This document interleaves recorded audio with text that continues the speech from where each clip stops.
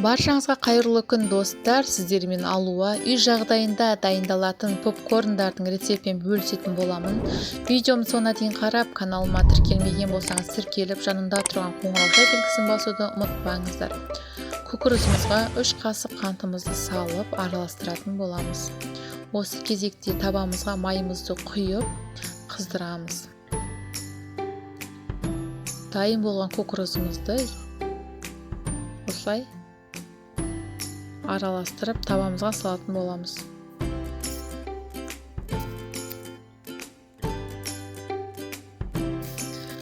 Қанты ерігенше, майы сіңгенше қалақшаның көмегімен жиі араластырамыз. Қанты күйіп кетпеу үшін осындай қалақшамен араластырасыздар. Дәл осылай жасасаңыздар, сіздерге ұнайды деген ойдамын. Өте дәмді шығады.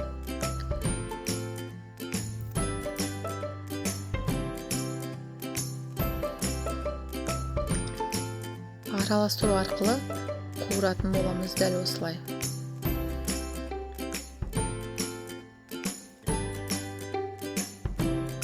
Осылай бір-біріне қантын, майын сіндіріп, пісіп шыққан күкіртіміз өте дәмді болып шығады.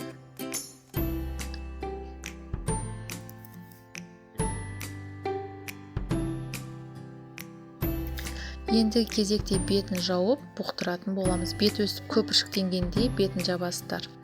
Мінекей попкорндарымыз көріп тұрғандай дайын болып жатыр. Видео ұнаса лайк басып, пікір қалдыруды ұмытпаңыздар. Үй жағдайында дайындалған попкорндарымыз сіздерге ұнайды деген ойдамын. Үйден жасап көруді кеңес етемін. Мінекей көріп тұрғандарыңыздай попкорнымыз дайын болып жатыр.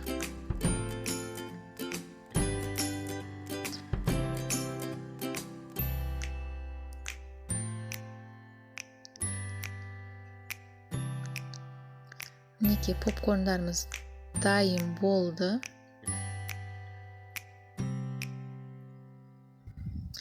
Сіздер де үйден жасап көріңіздер. Балапандарыңызға ұнайды деген ойдамын. Сіздермен болған алуа.